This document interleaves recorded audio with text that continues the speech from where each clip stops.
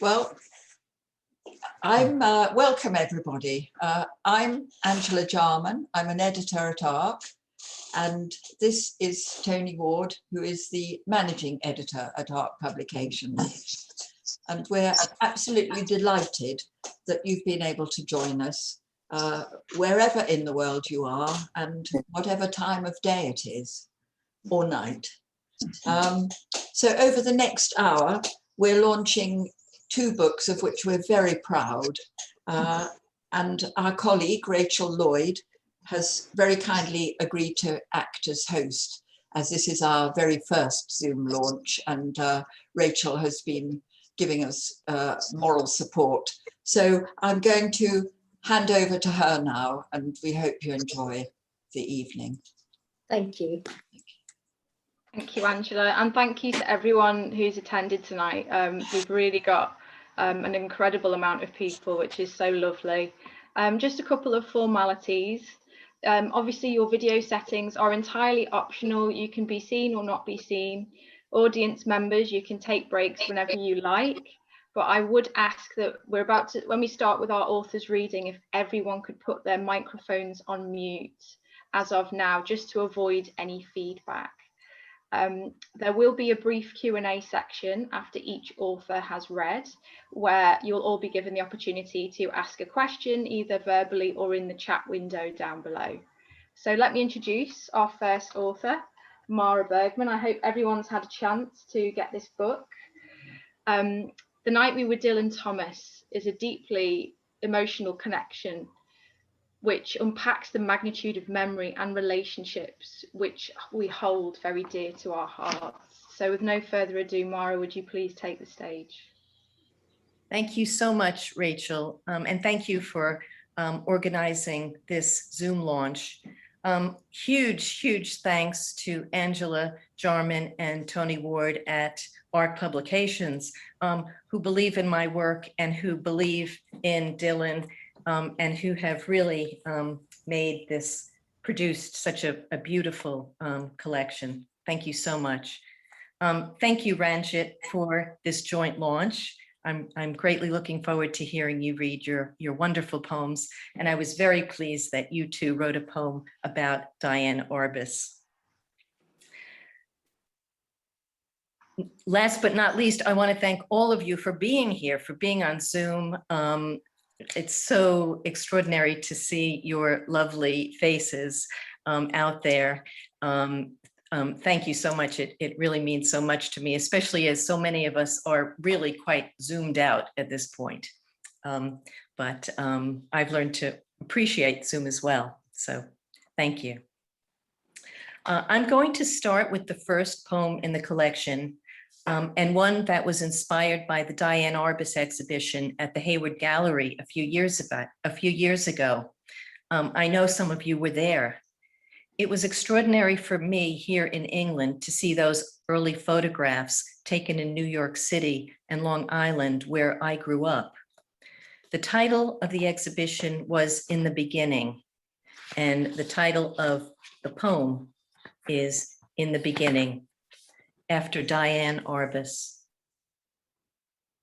While the human pincushion was sticking needles through his chest in New Jersey, and contortionist Lydia Suarez was preparing for an audience in New York City, when, for a penny, the mood meter at Coney Island could determine whether someone was frigid or ardent, tender or harmless, and Miss Marion Seymour danced with Baron Theo von Roth at the Grand Opera Ball, my sister and I were growing up in a world of our own in Wantagh, Long Island, our house built on the land of a potato farm. In the early years, our cousins pierced layers of ice and lowered strings with hooks. Only miles away in Hempstead, female impersonators may have been smoothing their stockings, applying lipstick and rouge in a changing room with tattered curtains, and a beloved dog named Killer may have been buried in the cemetery at Bidewee, where years later my sister would visit the homeless dogs every afternoon. In that summer of 1962, our father's heart gave up for good. Back at school in September, we spent weekends at our cousins', and at the end of the year in Levittown, someone we didn't know would put up a Christmas tree in the corner of their living room next to a sofa covered in plastic. The clock on top of the TV will say 12:47 forever. The second hand frozen on 8. The light through the kitchen window, a persistent, muted gray.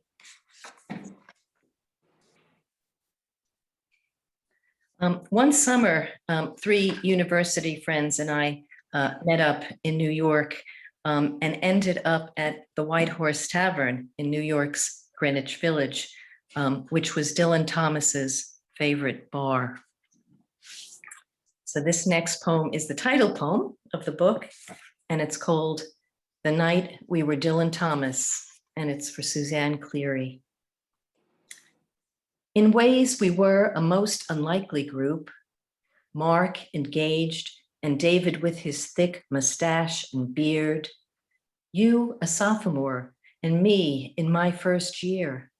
Our friendship sown in a farming town, upstate New York, in stark-lit rooms and the Rathskeller where, one Friday afternoon, we drank pitcher and pitcher of beer, after pitcher of beer, and one by one composed a line and passed it on until it grew incomprehensible.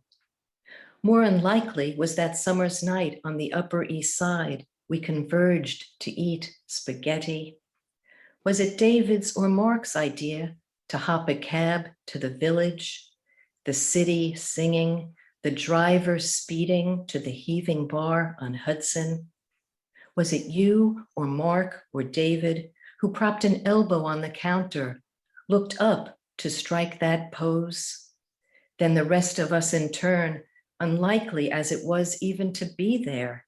Not that anyone seemed to notice or care as we paused and waited one by one for someone to click a camera and make us famous.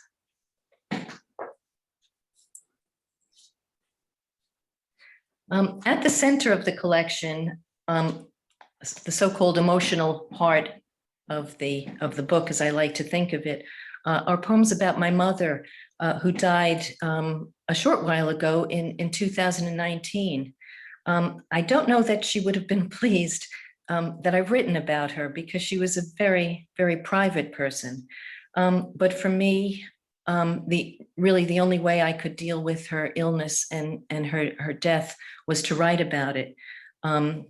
So I have done that, and I'm going to read a few poems from the central section. The first one is called I Think of Olive, and Olive was an elderly friend of mine, and when my mother was ill, and also when she was moving house, I thought a lot about Olive. So this poem alternates between Olive and my mother. I think of Olive. I think of Olive, who lived well into her 90s and ended up in a care home down the road from the Hare in Speldhurst. And I think of my mother in her new apartment with its spick and span cream carpets and a view of gardens from the terrace, and how Olive left her house on Ravenswood, kicking and screaming. I loved her for that, satisfied to have nothing to do with anyone, while my mother left Wantaw brokenhearted after more than 60 years. Bye, house, the only words that escaped as we pulled down the drive. At first, Olive refused to sit with the others at supper, insisting on eating from a tray on her lap while propped on the side of her bed, whereas my mother goes down happily now to the dining room where she's waited on, or the bistro that serves brunch all day on Wednesdays. It wrenched our hearts when Olive joined the circle round a blaring TV, twisting her hands, looking forward to the end of our visits. While just this evening on the phone, my mother whispers, "Don't tell your sister. I want you to be the one to get me out of here."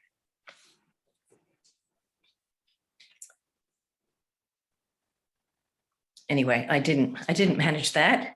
But one weekend after my mother did move into her apartment in upstate New York, she and my sister spent the weekend at the home of our cousins on Eastern Long Island, a place my mother absolutely loved.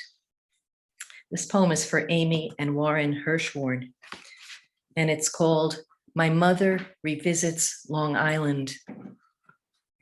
Though not where she lived for 60 plus years, but farther east where it's flat and green, ribboned with inlets, where the houses stretch like endless sandy beaches, the horizon so low, infinity is farther there, and the air laced with salt, a hint in every breath, it's always there. And at night, when a breeze comes off the sea, there's something so inexplicably freeing there. She feels it there. She's alive. When we speak on the phone, there's a brightness in her voice, a lilt, a lift I haven't heard for months, nearly a year. And it makes me wonder if it was ever there or always there. But here it is, as if the very air has turned back years and years, and suddenly she is here again, and she is young. "It was so lovely," she says, as she never says, "just sitting by the pool, just talking, just being there." I want to say, hold on to that. Don't let it get away, Mom. Don't let it go.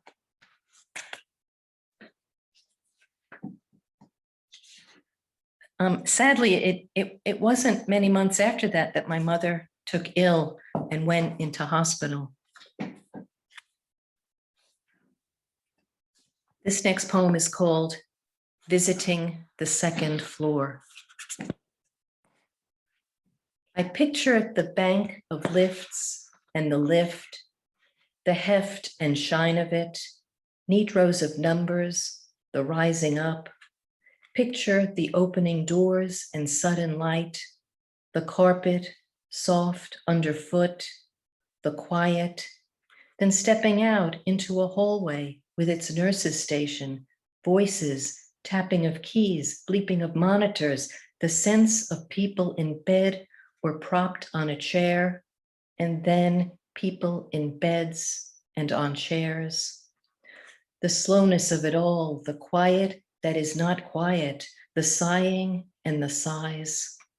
The door is open, I can enter, and I do, and she is here, and I walk towards her, still able to walk towards her, to be with her here, with my mother, she's still here.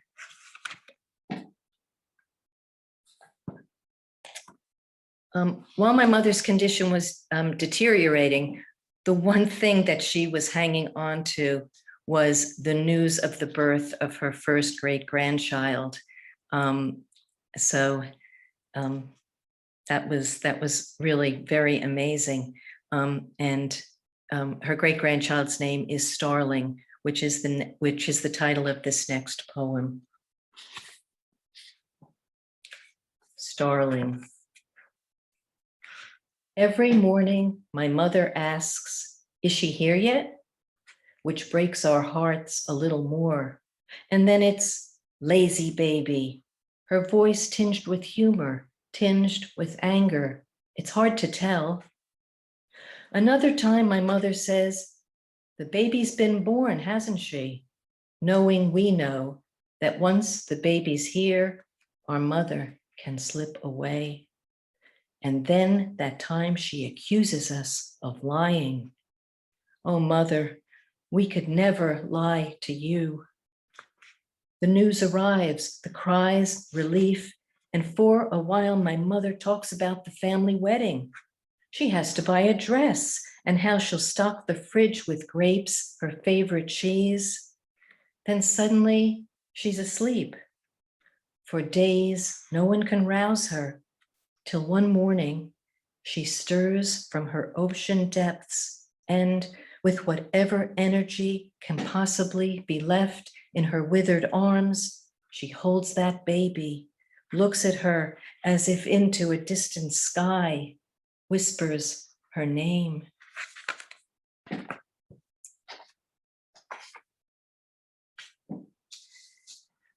After my mother died, and especially during lockdown, I dreamt about her, if not every night, then nearly every night. And I've since heard many people talk about having vivid dreams during lockdown. I certainly did. This poem is called Visitations. Every night, often between 3 and 4, sometimes earlier, at 1 or 2, I meet my mother on the deck of her Long Island home, or sometimes in the kitchen with its vase of carnations and often a visiting niece, nephew, grandchild, sometimes a neighbor. She had such good neighbors. Or we're at the beach, the place she loved best, even when she could walk only as far as the boardwalk, sit on a bench and watch the sea, the sea. Due to her love of shopping, sometimes we meet in one of those endless luxury parking lots, drive from one store to the next, and once we met in a bingo hall. My mother sold scratch-offs and cards filled with numbers, those fat tubes of ink with the sponge at the end, while someone called 29, rise and shine, 85, staying alive, 22, toot toot. We've explored the caves at Lasso, though neither of us had ever been or mentioned them. And just last night, I was pounding a door, crying, "Let me see my mother."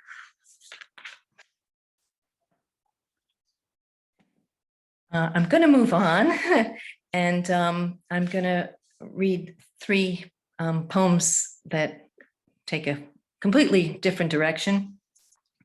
I love to swim, and I wrote this poem after a swim with one of my daughters. And it's called My Daughter Turns Into a Fish, for Eva.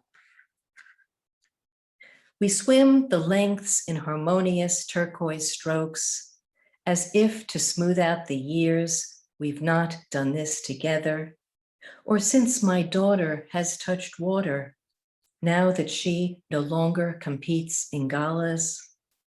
No thought of overtaking or racing. We don't bother to count laps or create waves, but glide with ease as we chat side by side like other women. I want to keep things slow because they matter. I want to hear every word my daughter has to utter, and for us to stretch this day until we can stretch it no farther. A privilege to have this time together. When we feel ready, we will enter the steam room, sauna, jacuzzi, and eventually the woman at the desk will beckon us for our treatments. How can there be this joy now and more later? On what turns out to be her final length, my daughter dives down and deep along the bottom, suddenly sprouts gills and fins and tail, a rare new breed. She swims and swims effortlessly until she's no longer my daughter. In 2018, I had knee surgery, and I'm sure many of you who know me were really sick and tired to hear about my knee. But what was supposed to be a very straightforward operation, and which was supposed to leave me being able to walk the following week. Anyway, it wasn't that straightforward. And it took me a very long time to walk again and to learn to walk again. And during this very challenging time, my knee became this other. It was like something else apart from me. And I wrote several poems about my knee. I'm going to read one of them, and it's called "The Knee Rides a Bicycle." After giving itself a good talking to, the knee takes itself in hand and hops on a bicycle. It has been a long time, and at first it fears a stone might catch on a spoke and send it flying, leave it sprawled on the path that on either side is flanked by fields of new green grass and overtakes in the distance a ribbon of stream under a slender wooden bridge. Oh, birdsong, bleating of sheep, the feel of the air and the smell of wild garlic. Today, the sun is generous. The knee feels more assured with every tree it passes, rhythm of pedals, turn of wheels, and how natural now to say hello to other cyclists, their children tucked in child seats, dogs running along, everyone smiling, the miles behind. I'm going to finish with a poem about a moth. And I never knew you could fall in love with a moth, but I did. In the second stanza, there's a list of moths. So I mentioned underwings and dappled carpets, etc. So that's just to let you know that these are different types of moths.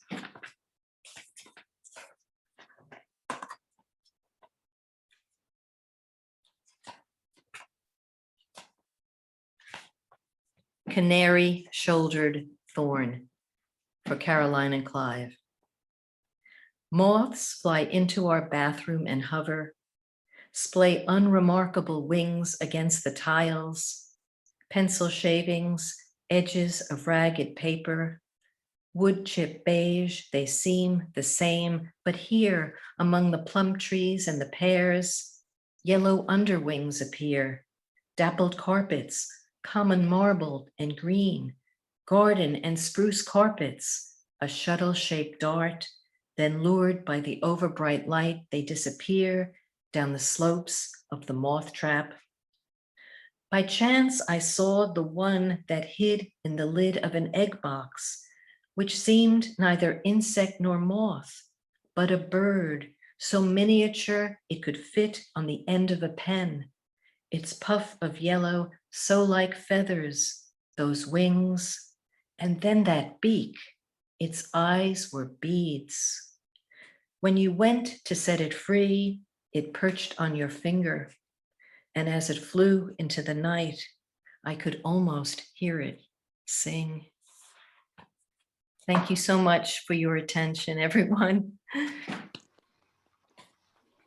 Thank you so much, Mara, and I speak for everybody when I say that you read really beautifully there, and I got quite choked myself listening to a couple of those. So we'll move to the Q&A section, if that's okay. I've got a couple of questions I would love to ask you if you're ready, Mara. Yeah, yes, thank you. Okay, so the two poems, My Daughter Turns into a Fish, and the final poem in the collection, Canary-Shouldered Thorn, both express a deep process of transformation. Was this a conscious decision? And if so, please tell us about these particular transitions. Oh, I don't know if either was a conscious decision. I love the thought that they might be seen as transformative poems. Certainly the one about my daughter is, although I guess I never really set out to do anything. I tend to figure out what I'm doing as I do it. And I guess I see the Canary-Shouldered Thorn poem more as a poem of literally flight, but also leaving. I'm very interested in comings and goings, but probably more about loss and something moving away and going away and leaving for good.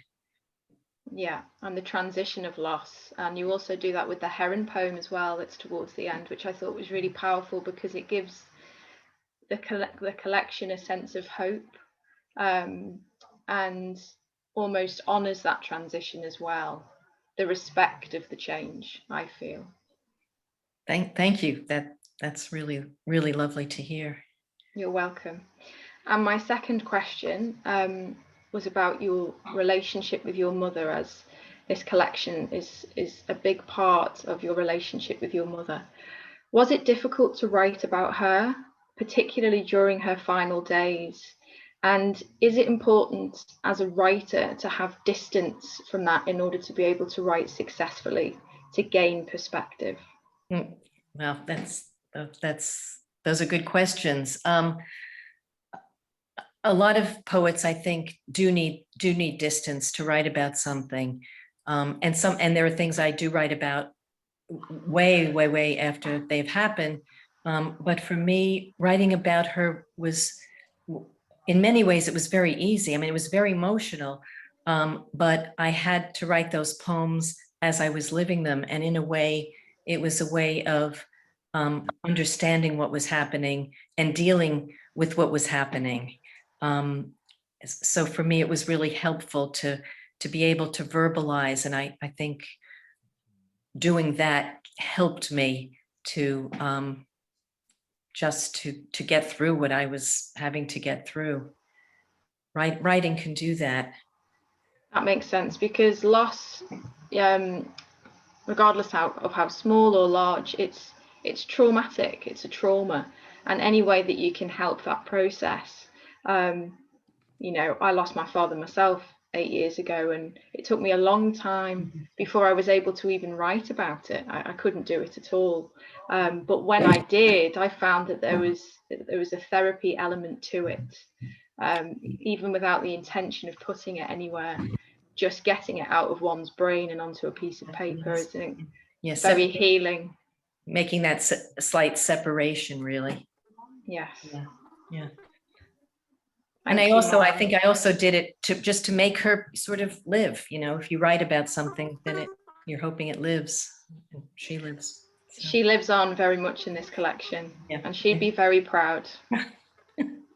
Thank you, Rachel. Thank you, Mara. Everyone. Thank you. Okay, so we move to our second half now, our second author. I introduce to you Ranjit Hoskote with The Atlas of Lost Beliefs.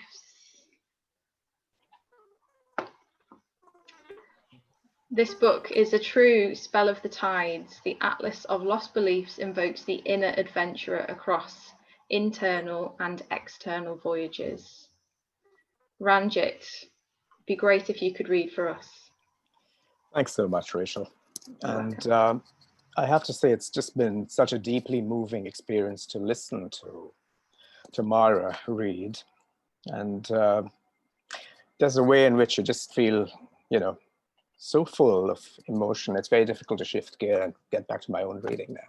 But Mara, thank you very much indeed. It was absolutely marvelous to hear you read your poems. I've read them on the page. To hear you read is very special. And I want to thank Angela and Tony at ARC for having, been such marvelous fellow pilgrims, and for working so wonderfully to bring this book into the world, The Atlas of Lost Beliefs. And Rachel, I want to thank you too for really having, we were pretty unruly, and I certainly was rather unruly, and I would just go off the map. But thank you for being so patient and for crafting this event. And it's a special delight to have so many people here in this room, because it really is a room. At a time when we're physically cut off, travel is close to impossible or very difficult, and yet here we are, a sort of group portrait of the world. So I'm going to launch into my part of the evening, and I'll begin really with I'm going to do this a little back to front. I'm going to read the last poem in the book first, and it's called The Poet's Life. And as Mara was reading, I kept thinking about how we as poets make our poetry out of things that we know, things that we have names for, and things that are at the edge of our consciousness that we haven't yet named, that we haven't yet recognized. So I keep coming back to this very artisanal sense of what it means to make a poem. So this poem is ambitiously enough called The Poet's Life. And some of the biographical details are true of Pablo Neruda's life, and some of mine. So here we go. The poem goes like this. He married birdsong. He sailed to the Black Island. He survived gunshots. He wore a sweatshirt under his linen jacket. He talked to parrots in Greek. He excavated lighthouses by night. He asked to be paid in paper money. He counted up the day's syllables before dinner. He wished the balloons hovering above the docks were Chinese lanterns. He called out to the spirits of drowned sailors. He walked down to the sea with the town's fishermen. He painted their gray nets in grainy gold on the beach. He picked up ridged violet shells and blew wet sand from them. He avoided striped red and white blinds on summer mornings. He avoided the roasted facades of brick buildings on summer afternoons. He noticed the oranges in the fruit stalls were shrinking. He remembered in detail the railroad town where he was born. He collected the rust and shadows that gather on aging metal surfaces. He licked his stamps himself, the envelopes addressed in green ink. He glued the spout back on the broken chocolate teapot. He opened the door to the deck and prayed the tree would burst with apples. And I'm going to move now to a poem called A Constantly Unfinished Instrument. It's dedicated to Brian Eno, whose music I've responded to over the years. Also because it reminds us that, you can make art out of seemingly very, very ordinary materials. A constantly unfinished instrument. Begin with the creeper. Follow its rustle as it uncurls across brick, bark, and thorn. Go out in all weathers, craft a score from the grunts and growls that escape the world beast in its sleep. Stay the course until you've caught the quick, true surge of the ocean that's felt the fire harpoon pierce its hide. Until you've heard the ocean flail, lash, and roar through the creeper, heard it again and heard it right.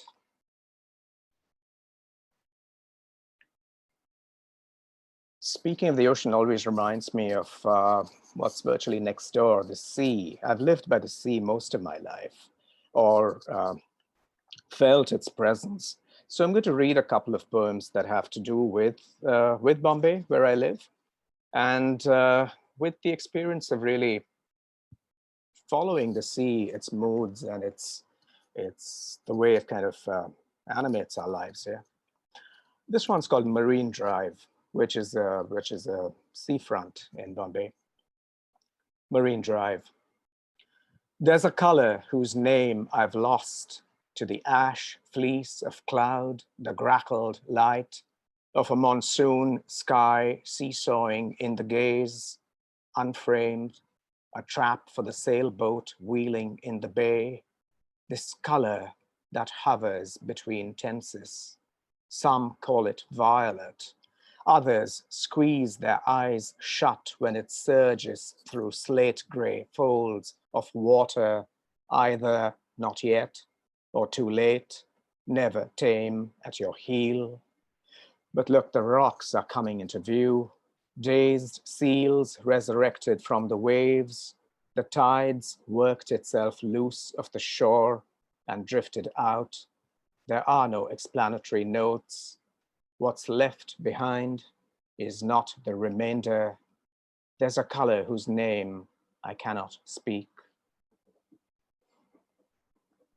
And now a somewhat longer poem, which really zeroes in on my neighborhood, a neighborhood that's been in transition. This is a chaotic, unwieldy city of many million people, and it keeps changing form, so that memory is something that you have to really hold on to, because it vanishes. The topography changes, the things that you associate with your childhood just disappear. And there's a strand throughout this book which has to do with not nostalgia, but what people now call solastalgia. The sense of grief you feel at losing a place that you still live in, but which you can barely recognize. So this poem's called The Bungalows of South Avenue. I'd followed a bus that called itself Destiny in large white capitals across its back windows down a burning road in April. We passed a scrim, its lush Palm Beach sunset trapped in a haze shimmering above the asphalt, then rolled to a stop where workers had squatted for a quick lunch. A ladder leaned against the side of a house I'd known as a child.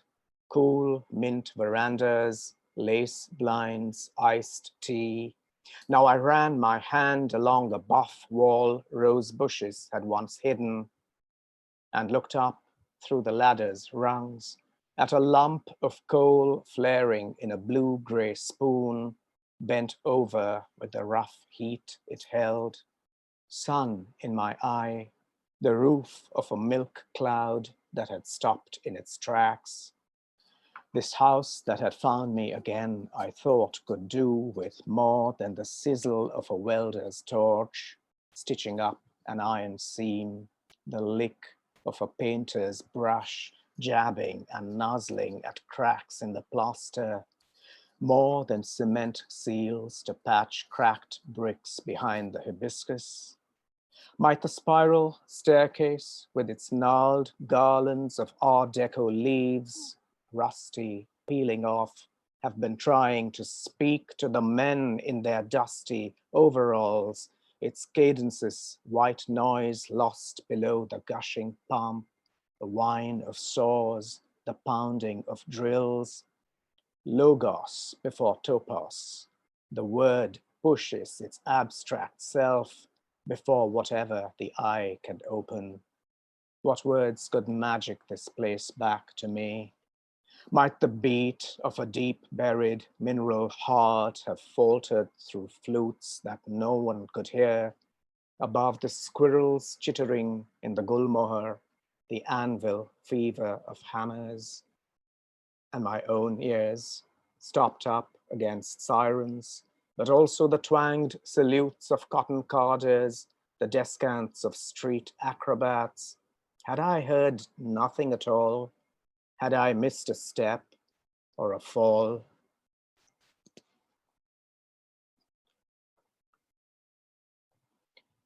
And speaking of a sense of place, I'm going to move across the oceans now to Liverpool, a city with which some of you here are familiar. And it's called At the Belvedere, which is a bar of considerable antiquity, to which I was introduced by James Byrne, who's here, and Sandeep Parmar, and Robert Shepherd. And the poem is actually dedicated to Sandeep, At the Belvedere, for Sandeep Parmar.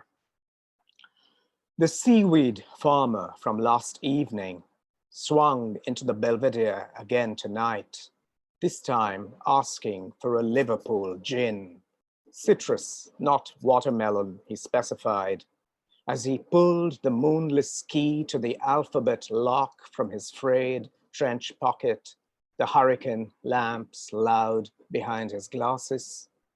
He dropped the key at a sand-crusted trowel on the bar. His fingers had guttered out. Let's call it quits, shall we, mate? He nudged me.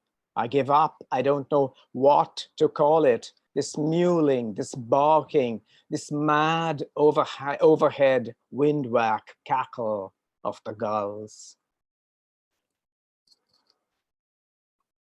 And that leads me to a couple of poems that have to do with being elsewhere, negotiating among languages and identities, because that's another theme that recurs constantly in these poems.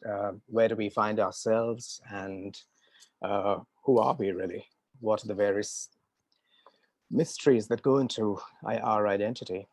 So this one's called Passage. Ask him at 4, the con man with the fancy herb, whether the shirt will still fit, the grain still stream millward, the girl still hold her balance on the fraying rope. How to hold and frame, no, see, as if for the first time the raw, unpolished yellow skin of the door, the warm brick skin of the terrace, the downy cream floor. You must be alert to coffee stain and mosquito bite, red cloud of panic on the inner arm, the river's pulse beating in the brain, its gilded fish bursting the weir of sleep, source forgotten, mouth unknown, upstream and downstream, braided, one current from which the wounded dolphin leaps, slipping from this skin of water to the next, finding balance on a wave. It's you and me both, asking who's really native in passage.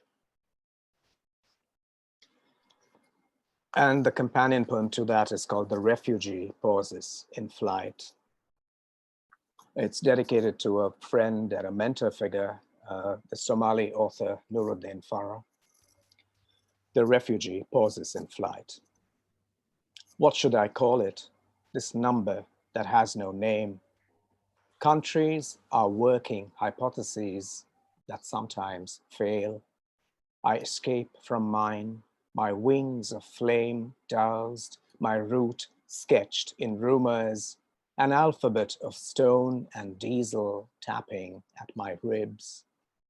Invented reasons found in a drawer of mislaid knives.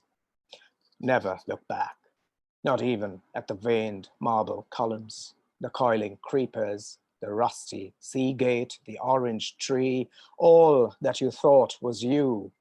Even the briefest glance over the shoulder could turn you to salt on a photograph. Pick up the key ring, slowed by its bunch of yellowed date tags. Where to draw the borders of the occupied city, across brain lobes that sleep while fingers twitch in spasms, across tents that shiver and capsize on a frozen beach, across graves on which the wild basil has grown. Living among strangers, he almost forgot the names of his gods.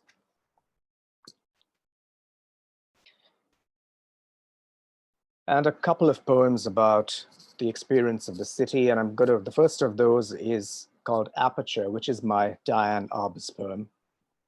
And I was delighted to read it and now to hear it, Mara, because I saw the same show at the Met Breuer in the beginning.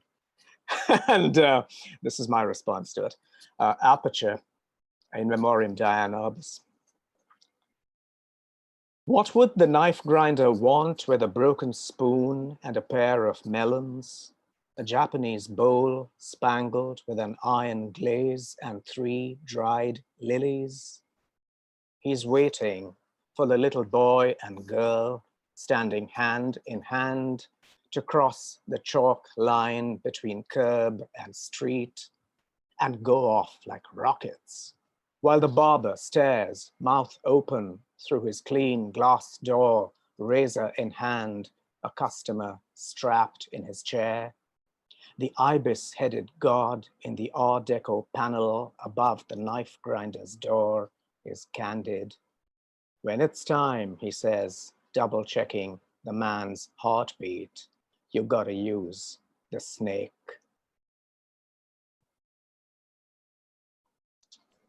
And the one that follows is called Passepartout,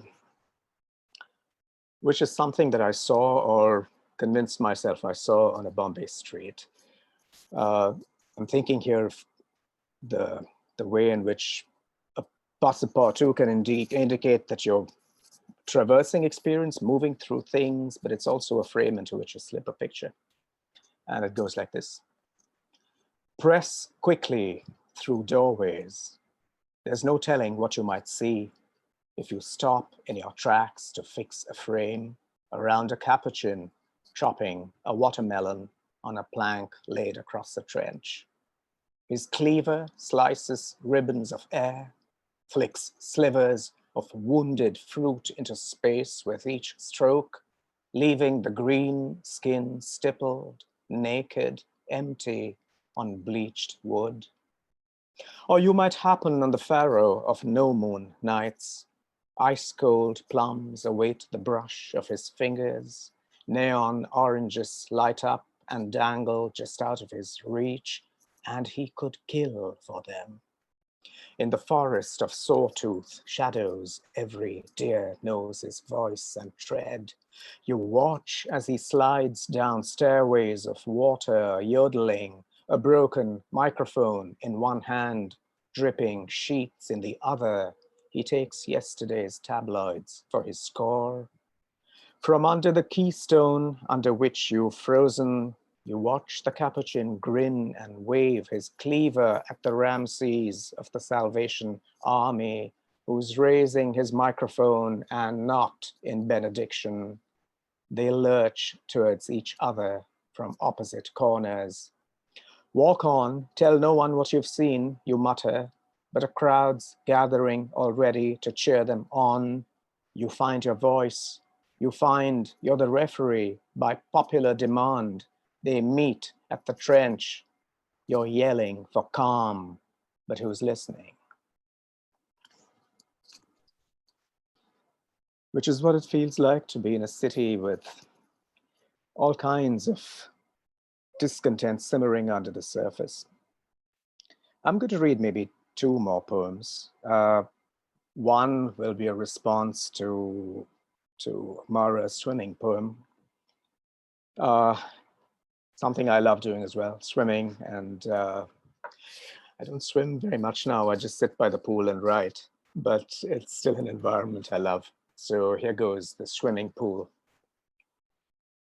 You're dripping away, shedding water and scales as you climb out of the pool, giddy, gills wilting into lungs, searing balloons of trapped oxygen. The light and lyrical self is burning up on re-entry. Purged, it stumbles from a wet pelt sloughed off on the floor. 2. Shavings of sky, sawn by the wind, drop on the water. You flick away the light of unreported moons. Never disturb dust, attachments, or silences. The handprint you left on the wall when you came out of the pool is drying in the noon heat. You're a thumb and a digit away from extinction. 3. Noon shards, a gray man's hacking at a block of ice with a sickle. Leaves shimmer on the water that flinches like the skin of a sleeping dog when he trawls the trefoil with a frayed net. Your body is a gathering intensity of shadows, broken by a surge of glass. Regent of vacancy, gather up the folded bathrobe from the abandoned chair, settle under the deck umbrella whose shadow has migrated across the pool. He gives in by degrees to the slurp and sluice. Little deaths claim his time. Now another he enters his mind, tissues, cells. That he is plunging through the upside down sky to catch the diver's farewell, the lost pearl. Centaur foundling, surviving twin, they wrote me on the britlest pages of the songbook. I'm wearing this season for the last time. For the last time, this green shawl these leaves twisted to form a diadem. Next year, he will return as fire, gulls floating above his head. His image will trail behind him in a canal of shouts and whispers. Thank you, he will say to the lifeguard. That is not my skull you have there in the raven's mask. And I'll close with the title poem, The Atlas of Lost Beliefs. It's a list poem, but it's a rather particular kind of list, as you'll see. The Atlas of Lost Beliefs. Without waking up, turn to page 37 in the Atlas of Lost Beliefs and surround yourself with apsaras, kinnaras, gandharvas, maenads, satyrs, sorcerers, bonobos, organ grinders, stargazers, gunsmiths, long-distance runners, grave diggers, calligraphers, solitary reapers, bean cars, troubadours, rababias, ronin, nagas, pearl divers, vandals, goths, mummers, snipers, collectors of moths, hobos, dharma bums, bowls, drifters, jinns, mahjoobs, marabouts, kalandars, griots, mad hatters, speakers and tongues, trippers, star angels, batmen, punks, eggheads, buffoons, lay preachers, agitators, friends of the court, friars minorite, agents provocateurs, bride-spangled, bird-spangled shamans, fainting oracles, screeching owls, wise men of Gotham and women who run with wolves, all blessed by the blue hand of a reckless dancer who spares a thought or two for the world, but no more, as she poses, heels in the air, Cossack kicking on a crumbling reef. Thank you so much for your attention. Thank you so much, Ranjit. Beautifully read there. Yes, apologies for the repetition, but I'm going to start with my Q&A because my first question is about that very poem that you've just read. So the poem, The Atlas of Lost Beliefs, has a very playful and list-like quality shown through a myriad of observations, with the final stanza ending with Cossack kicking on the crumbling reef. This provides a real sense of freedom and expansion. Who or what specifically, or rather not specifically, is the reckless dancer here? Rachel, thank you for the question. The dancer is actually, I didn't program this into the poem, it came to me a little later, could actually be the planet, a personification of the planet that's had absolutely enough. Wow. Of everything that we've done to it, done to her. We've personified the planet in different ways in different cultures. But to me, this is the planet pretty much saying, I've had enough, and it's time you figured these problems out for yourselves. Because many of these poems actually, as you know, have come about as responses also to the kind of Anthropocene or Capitalocene phase that we're in. Wherever we are today, we're paying the price for the way in which we've exploited the planet. But the list of characters, the personae in the poem, they're all misfits of one kind or another. Or they're people who stand at the margins of experience. They're people whose voices have gone unheard, or who are at the verge of extinction, or they've been treated with great skepticism. So in a way, the poem is also about being responsive to sources of knowledge and wisdom that we've been too much of a hurry to dismiss. Which would definitely have an added poignancy at this point in time, wouldn't it? Absolutely. Thank you, Ranjit. And my next question, in your poem, The Oracle Tree, the tree itself is shown as a living entity, which seems to desire liberation through the human experience. This has a powerful effect on the reader, which challenges ideas of perception. Was this your intention on the creation of the poem, and how did this concept come to you? I think the image of the oracle tree was primarily a visual image for me. because there are wayside shrines in this great metropolis, just as there are all over the country. So it's a very strange hybrid of broken icons, banyan tree roots, leaves, and in a way it looks like an image of debris and loss.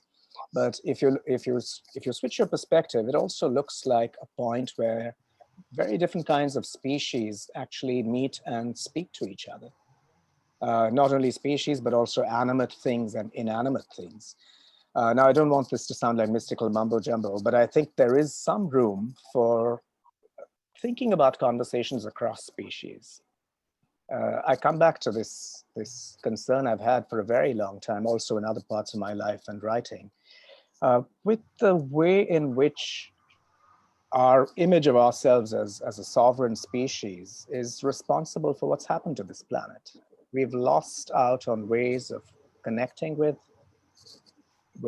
other kinds of animals. We're a kind of animal. We tend to forget that. And also, how does one connect across plant, animal, human being, some yet other kind of being? So those are the questions that I'm playfully gesturing towards in that poem, which actually I didn't read today, but I do hope that you definitely achieve that. There is that reminder of the consciousness that lives within the tree lives within us as well, and we are inherently connected to it, but sometimes we forget that with our busy lives and schedules. So it's that poem for me brings home that importance of quieting the mind and getting out and connecting to nature. And if you're open to hear, it will talk back to you, and we definitely need it more than it needs us. So I think you really address that in that beautiful poem. Thank you, Ranjit. Thank you, Rachel. So I will open it up to the room. Does anyone, perhaps using your reactions as a starting point, have any questions regarding the poems that have been read tonight or other ones for either of our authors? Please do say. Anyone have any questions? It's okay if you don't. I'm just scrolling through all the pages. Okay, well, if there's no further questions, I'd just like to thank everybody for their attendance tonight. I think it's been a really beautiful and heartfelt evening. Thank you to Mara Bergman, and thank you to Ranjit Hoskote, and thank you for everyone attending, and thank you ARC Publications. Yes. Thank you so much. Thank you. You're welcome. Thank you so much. Can everyone unmute now? Can we? Yes, of course, yeah. Unmute that. Yes, I have. Oh, yeah. Right. I have. Well, Thank you, Mara. Right. Well, thank you. Thank you all very much for coming this evening. It's I still feel it's wonderful to have people from around the world together, listening to poetry and thoroughly enjoying the work. And I'd like to also thank our editor who introduced Ranjit to us, James Byrne. He's in the audience somewhere, but I don't know where. And thank you all so much for being such a good audience and coming to see us here. We're very, very proud indeed. Thank you. good night. Thank you. Good night. Thank you. Thanks, everyone. Thank you. Yes. I don't know.